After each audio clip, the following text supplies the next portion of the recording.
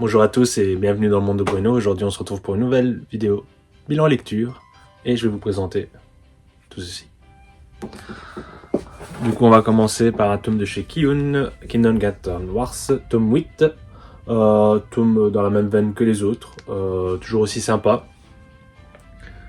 Peut-être légèrement plus brouillon que les autres, je vais quand même pas me mentir, je trouvais que à certains moments je trouvais que c'était un petit peu brouillon. Mais sinon, pour moi, c'est toujours aussi bien dessiné, si je peux me permettre. Moi, je trouve que j'aime bien le dessin, en tout cas. Donc, c'était de Yushiba. Et du coup, pour ce tome-ci, je lui donnerais un bon 14 sur 20. Après, nous avons deux tomes de chez Meian de Yuri. Donc, Azumi découvre les Escort Girls. Du coup, c'est le tome 3 et 4. Tome plutôt sympa. Les deux étaient plutôt très bons. Je leur donnerais un bon 15 sur 20. Donc on rappelle un peu l'histoire. Donc Azumi est une fille attirée par les filles, tout simplement. Donc un Yuri, c'est des histoires entre filles. Et étant plus jeune, il y avait une camarade de classe un peu plus âgée qui était sans doute attirée par elle. À un moment donné, elle lui a proposé de s'embrasser et Azumi avait répondu entre guillemets par la négativité et juste parce qu'en fait elle c'était tout nouveau pour elle, etc. Donc elle se rendait pas compte à ce moment-là qu'elle était éventuellement aussi amoureuse de la fille. Et du coup, en grandissant, maintenant qu'elle est dans les études et qu'elle a l'âge de travailler, en fait elle aimerait bien retrouver cette fille là et sa colocataire pense que cette fille est escort girl et du coup Azumi va à l'aide de son travail, du coup économiser de l'argent afin de se payer des escort girls, afin de trouver son ami d'enfance, tout simplement. Va-t-elle réussir? Voilà, pour l'instant on ne le sait pas. Donc l'histoire continue. Donc il y a un tome 5 qui sort, je pense, la semaine prochaine. Ou en tout cas ce mois-ci, au mois de mai. Du coup après on continue avec deux tomes de Space Brother, donc de Shuya Koyama. Pour Azumi découvre les Escort Girls, c'était de Koro Itsuki, je pense que je ne l'avais pas signalé, donc je préfère vous le dire. Donc ça c'est de chez Pika Édition, donc nous avons le tome 37 et 38. Donc on arrive tout doucement à la parution française, qui est le tome 44, le dernier sorti. Donc moi je vais essayer de finir, du coup d'arriver au tome 44 pour soit fin du mois, soit début du mois prochain. Tout simplement parce que j'ai bientôt ma ristourne qui dit ristourne, on dit que je vais pouvoir me prendre pas mal de tomes. Je les ai commandés, donc en tout cas normalement, peut-être pas au prochain achat manga, mais peut-être que dans le second, je devrais sans doute acheter en tout cas une partie, voire l'intégralité de la fin qui manque. Donc toujours dans la même lignée, très bon, un bon 16 sur 20 pour les deux tomes. La série en elle-même, c'est un bon 16, voire 17 sur 20 sur la série dans l'intégralité. Franchement, je peux comprendre que ça fait peur, 44 tomes actuellement, la série n'étant toujours pas finie. Mais franchement, c'est un plaisir à lire. Je comprends tout ce que dit Mangaka, Tada et tout ce que tu veux. Cette série, c'est vraiment un petit bijou. Et c'est vraiment tout ce que fait la série. Donc le scénario, les petites péripéties, le dessin est plutôt très bon à mes yeux aussi. Je vais vous montrer une planche. Donc voilà, donc franchement, si vous hésitez, faut plus hésiter tout simplement. Commencez, vous allez l'adopter directement. On continue du coup après avec un tome de chez Mangetsu, le tome 13 de Ran Komonohashi, des Ranger Détectives. Donc ça c'est de Akira Amano. Donc on va vous montrer une petite planche, tout en essayant de pas trop spoiler. Du coup, Ran Komonohashi, c'est en fait du coup c'est lui qui ne peut plus normalement être détective. Et du coup, on a un policier, ici je crois que c'est Ishiki de mémoire, qui lui du coup est dans la police, mais c'est un policier lambda. Et à l'aide de Ron Komonohashi, il va en fait devenir un peu plus populaire. Ils vont résoudre du coup pas mal d'affaires ensemble. Et en fait, Ron, c'est un descendant des Moriarty et de la famille Holmes. Et du coup, ben voilà, il y a tout plein de petites péripéties, d'histoires qui va par rapport à ça. Et là, il commence tout doucement à regagner son titre de détective, donc c'est plutôt sympa. Franchement, c'était sympa. Ce tome-ci était vraiment plutôt bon. Moi, je mettrais un bon 15 sur 20. Après, nous avons le tome 2 de Sanda, de chez Kiun de Paru Tagaki, donc la fille de l'auteur de Baki. Elle, c'est l'autrice de Beastar également. Donc Beastar, moi, je ne connais pas, mais c'est assez populaire, donc voilà. Donc Sanda, moi, j'aime plutôt bien. Je mettrais un bon 14 sur 20. Le dessin, par contre, là, il est plutôt moyen, on va pas se mentir. Moi, je trouve pas que les dessins sont plutôt bons. Mais l'histoire, pour l'instant, me plaît. Moi, j'aime bien Noël. Donc ici, Sanda, c'est par rapport à Noël. Donc voilà pourquoi je me laisse tenter par cette série, tout simplement. Donc à voir un peu ce qui va se passer par la suite, tout simplement. Alors après, nous avons le tome 11 de Golden Guy de chez Mangetsu, de Jun Watanabe. Donc ça clôture le deuxième arc. Normalement, la série était en sursis chez Mangetsu. Donc on savait déjà pas qu'on allait avoir le tome 11, donc le tome 11 est enfin arrivé. Par contre, on sait qu'il y a un arc suivant au Japon, et on pensait que on n'aurait pas la suite chez Mangetsu parce que la série apparemment ne se vend pas assez bien. Mais moi j'ai vu ça. Le mot à suivre. Donc est-ce que ils disent à suivre parce que tout simplement il y a une vraie saison 3, si je peux dire comme ça, au Japon, ou est-ce que Mangetsu va tout simplement nous sortir la suite quand même? Donc moi je vous avoue que je suis mitigé, j'avais quand même bien apprécié la première partie, la deuxième partie plutôt ok, donc sur ce tome là je donnerais un 13 sur 20. Mais là j'hésite quand même à revendre la série. Pourquoi? Parce que tout simplement je ne pense pas que ce soit une série que je relirai.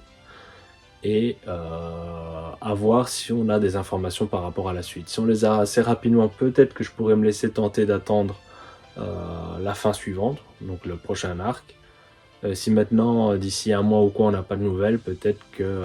Enfin, déjà, je vais peut-être réfléchir si je la mettrai déjà pas en vente déjà maintenant, quoi. Donc, mais voilà, donc cette série est en sursis dans ma Mangatech. D'ailleurs, je vous ferai à mon avis une vidéo sur les séries actuellement que j'ai en vente et ceux qui sont potentiellement en sursis très prochainement, quoi. On sait jamais que ça peut peut-être vous intéresser, donc si c'est le cas, bon, on passera soit en main propre si vous êtes de Belgique, soit potentiellement par Vinted ou Mondial Relais, voilà, etc. Mais voilà, je pense que ça peut être intéressant si mes mangas au final retournent dans des bonnes mains, tout simplement. Donc voilà, donc je rappelle un petit 13 sur 20 pour Golden Guy.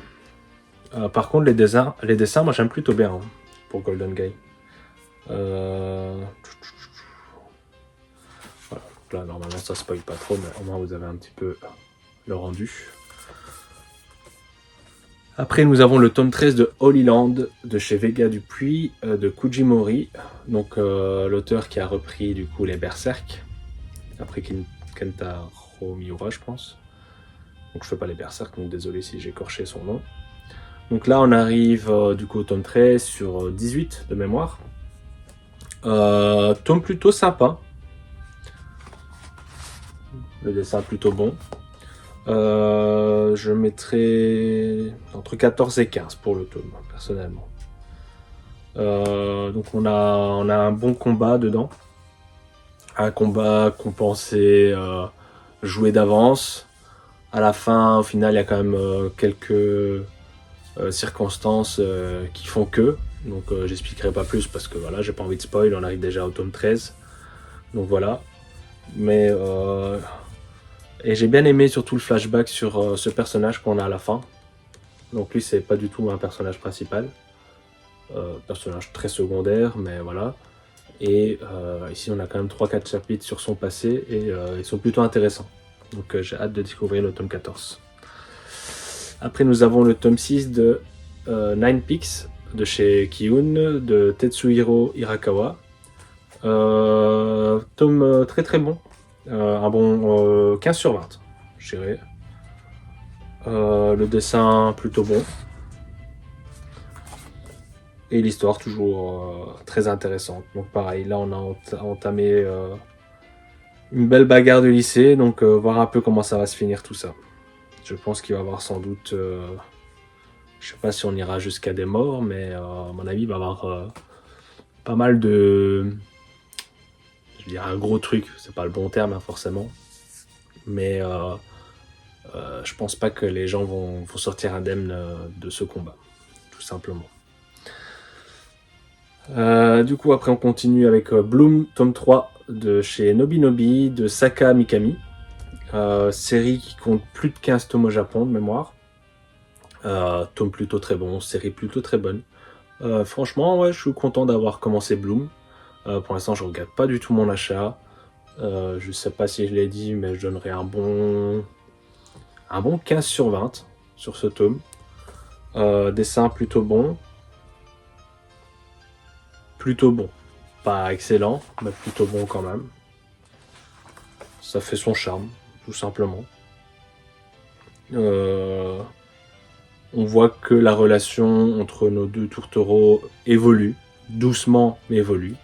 Donc c'est, je pense, je suppose, un petit shoujo, mais plutôt sympa. Après, l'avant-dernier tome de ce bilan lecture, c'est le Showa Shoten de chez Kana, de Akinari Asakura au scénario et au dessin Takeshi Obata, donc le dessinateur de Death Note, entre autres, ou de Bakuman, etc. Donc là, c'est le tome 7. Donc, on rappelle, c'est des personnes qui font, on va dire, ce qu'on appelle des manzai, donc des sketchs sur scène. Et on est en plein concours. Donc, on voit pas beaucoup nos héros principaux durant ce tome-là. Mais ça reste chouette. On a pas mal de flashbacks, etc. également. Franchement, tome plutôt intéressant. Hâte de connaître la suite. Et pour terminer ce bilan lecture, ce n'est nul autre que Rokodanashi Blues, tome 18 de Masanori Morita. Donc là, ce sera une série finie en 25 tomes. Donc on peut voir, je pense ici que la fresque évolue tout doucement. Fresque plutôt sympa, aurait pu être encore plus belle. Mais parce que forcément, je trouve quand même qu'il y a beaucoup d'écriture, etc. Mais plutôt sympa, tome plutôt bon. Pareil, on voit que l'histoire évolue, on voit qu'il y a plein de malentendus, etc. Ou par exemple, il y a un garçon qui pensait qu'il y avait une fille qui craquait pour lui, mais en fait, c'était pas du tout le cas, etc. Donc forcément, ça fait plein de petits quiproquos, etc. Pareil, des bagarres qui continuent, etc. Ou justement... comment dire ça, il y a un autre lycée où il y a un gars qui voulait devenir le chef par rapport à un autre, et on voit que les gars sont toujours fidèles au vrai chef, etc. Donc on voit la loyauté, les valeurs, etc. Donc non, franchement c'était tome plutôt bon, personnellement ouais, un bon 15-16 sur 20. Donc globalement assez satisfait de mes lectures. Si je devais sortir deux séries parmi tout cela, la meilleure et la moins bonne par rapport à mes lectures, je préfère le préciser. La meilleure, je dirais quand même Space Brother, la série. Donc là, je parle pas forcément en tome, je parle par rapport à la série. Et malgré que ce soit en tome, je pense quand même que ce serait Space Brother qui serait ressorti. Et la moins bonne série dans sa globalité actuellement, j'ai envie de dire Golden Guy, mais je pense quand même que c'est assez méchant. C'est juste que à certains moments quand même, je trouvais ça pas ultra compréhensible. Peut-être qu'il faudrait le relire tout simplement parce que justement on a eu des sorties plutôt élevées entre plusieurs tomes. Mais voilà, donc globalement comme ça vous avez une petite idée. J'espère que vous aurez apprécié cette vidéo. Si c'est le cas, n'hésitez pas à liker, à partager et à commenter. Vous, parmi par exemple mon petit top ici, quelle série vous aurez ressorti. Peut-être que vous êtes plus Rokodanashi Blues, ou peut-être plus Holy Land, ou Kindergarten Wars, etc., etc. Quel serait peut-être plus votre flop? Est-ce que vous avez lu, par exemple, tous ces mangas? Est-ce qu'elles sont dans votre collection, etc. Tout ça m'intéresse, donc n'hésitez pas. La partie commentaire, c'est fait pour ça. Et sur ce, je vous dis à bientôt.